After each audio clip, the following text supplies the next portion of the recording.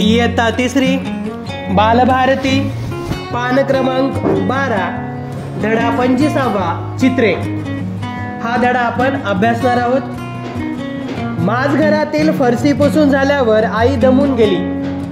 तिने भीमला मोठ्या रस्त्यावर जाऊ नको म्हणून बजावले व तिथेच आडवी झाली।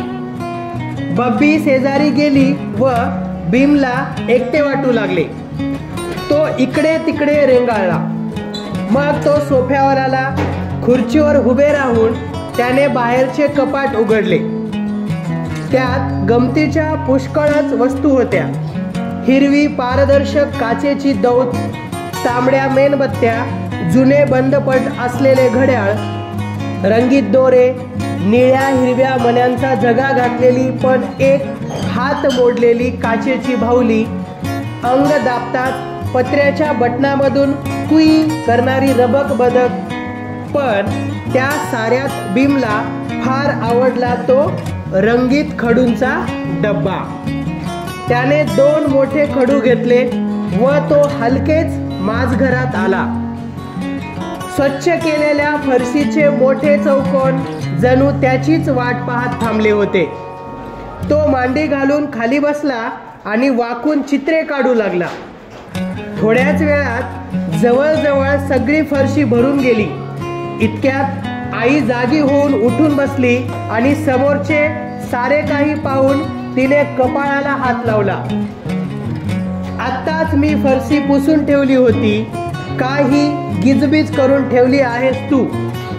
ती थोड्या वैतागाने म्हणाली। ही गिजबीज नाही, सगळी चित्र आहेत, भीम म्हणाला। पण त्याचा चेहरा उतरला। तेव्हा आई त्याला समजावत म्हणाली, बरं ही गिजबीज नाही मग तर झालं?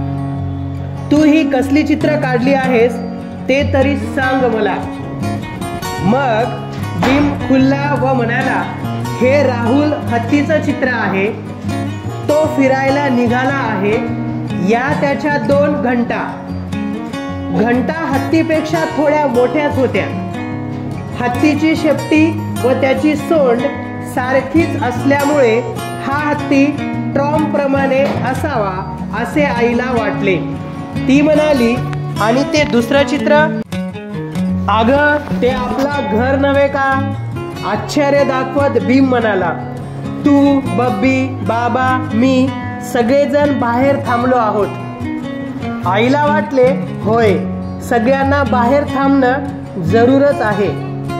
घर इतके लहान होते की भीमला देखील वाकून आत जाता आले नसते। बाबांचे हात पावलापर्यंत लांबले होते। जागा कमी पडल्यामुळे आईला बब्बीच्या गुडघ्यापर्यंतच्या उंचीवर समाधान मानावे लागले होते। त्यापुढील चित्रात पुष्कळशा उभ्या रेगांचा गुंतवळा होता, पण त्यांच्यात 4 गोल होते। म्हणजे मागच्या बाजूला आवारात भेटणारे आजोबा या चित्रात 40शी मधून पाहत होते। मग बाजार होता, शाळा सुटली होती, 3 कोंबडे होते। पण आईला चित्रकलेतील काही माहीत नसल्यामुळे तिला सगळेच विचारून घ्यावे लागले। भीमकडचे चित्र कसले ते सांगत होता।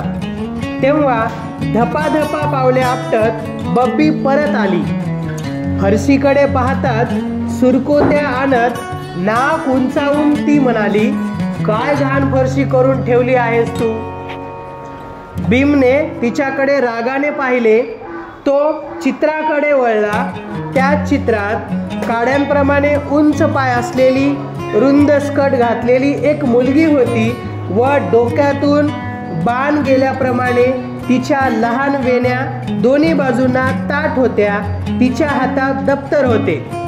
ही आहे बब्बी, ती शाळेतून आली आहे, भीम म्हणाला। अशा वेळी आई नेहमी बोटांनी ओठ झाकून घेत असे। ती म्हणाली, पण तिच्या पायावर काय आहे ते? बब्बीकडे पाहत भीम म्हणाला, तिच्या पायावर एक बेडकी आहे।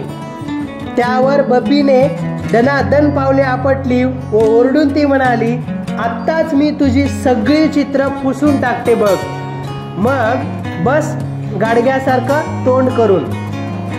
मग मी तुझ्या दुसऱ्या पायावर सुद्धा बेडकी काढतो बघ, भीम म्हणाला.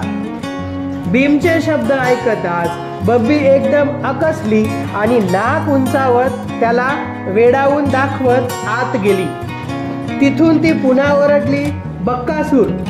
आता आई सुद्धा जाण्यासाठी वळली, पण भीमने तिला थांबवले व म्हटले, आई, आणखी एक चित्र मी तुला काढूनच दाखवतो. एका फरशीवर त्याने एक उभी रेघ काढली, त्यावर डोके काढले, गुडघ्याखाली पोहोचणारे हात काढले, त्यांना पालवी फुटल्याप्रमाणे पावलांच्या बोटांच्या जागी लहान रेगा आल्या. मग भीमने पुन्हा रेगा ओढून एक मुलगा दाखवला. अनेक गोल काढत त्याने त्यांचा एक ढीग दाखवला आणि मान वर करून आईच्या चेहऱ्याकडे पाहिले. आता हे काय, तिने विचारले. अगं, हा मी भीम नव्हे का? आणि ती तू आहे, आई आहेस. तू ढीगभर लाडू केले आहेस आणि तू भीमला एक नव्हे 2 लहान लहान लाडू देत आहेस, भीमने समजावून सांगितले. आता मात्र आई मोठ्याने हसू लागली. ती म्हणाली, असं आहे का हे चित्र, लबाड चित्रकार? आई भीमला लाडू देत आहे का? छान. मग तिने डब्बा उघडला आणि भीमला 2 लहान लाडू दिले. हे तुझं चित्र मात्र अगदी खरं झालं बघ, ती म्हणाली. तर या धड्याचे लेखक आहेत G.A. कुलकर्णी. तर यामध्ये काही शब्दार्थ आहेत. माझ घर म्हणजे घराचा मध्यभाग, रेंगाळणे म्हणजे घोटाळणे, मागे राहणे, पारदर्शक म्हणजे प्रकाश पलीकडे जाऊ शकणारे, गिजबीज म्हणजे न कळणारे, चेहरा उतरणे म्हणजे नाराज होणे, ट्रॉम म्हणजे विजेवर चालणारी प्रवासी गाडी, गुंतवळा म्हणजे एकमेकात गुरफटणे, पालवी म्हणजे झाडास फुटलेली कवळी पाने.